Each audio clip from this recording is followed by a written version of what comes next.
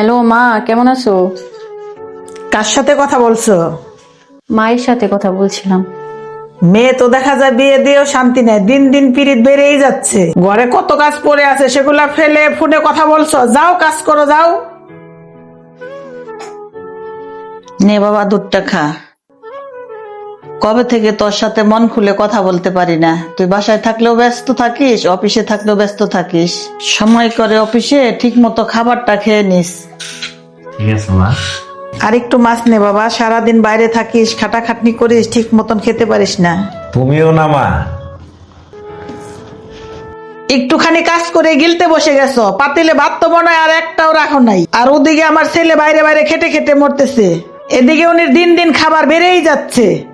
মা, আমি তো সারাদিন কাজ করি, আমারও তো খিদে পায়। হ্যাঁ হ্যাঁ, তাড়াতাড়ি আটটা পরে খেয়ে নাও, তা না হলে আমার ছেলে আসলে তো বলবে আমি তোমাকে খেতে দেই নাই। কি হলো, বেলা কয়টা বাজে? নবাবের বেটি এখনো শুয়ে আছো? মা, শরীরটা একটু খারাপ লাগছিল তো তাই শুয়েছিলাম। তাহলে ঘরের কাজগুলা কে করবে? আমি করবো নাকি? তোমার বাবার বাড়ি থেকে কি তোমার সাথে কাজের লোক পাঠিয়ে দিছে? যাও ঘরে কাজ করে এসে তারপরে শুয়ে থাকো।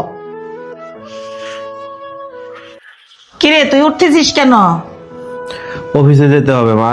অফিসে যেতে হবে না, তোর শরীরে অনেক জ্বর, শুয়ে পড়। অফিসে না গেলে বেতন কেটে নিবে। বেতন কাটে কাটুক, তোর অফিসে যেতে হবে না। সবকিছুর আগে আমার ছেলে, তুই শুয়ে থাক বাবা, তোর শরীর অনেক খারাপ। ছেলে নিজের সন্তান, তাই তার প্রতি ভালোবাসার কমতি নেই। আর অন্যদিকে বউ অন্যের সন্তান, তাই তার প্রতি সামান্যতম মায়াটুকুও নেই। ঠিক এই কারণেই শাশুড়িরা কখনো মা হয়ে উঠতে পারে না, আর বউয়েরা কখনো মেয়ে হয়ে উঠতে পারে না। কোনো মেয়ে শ্বশুর বাড়িতে গিয়ে কারো সেবা যত্ন করবো না, কাউকে দেখবো না, এরকমটা ভেবে আসে না।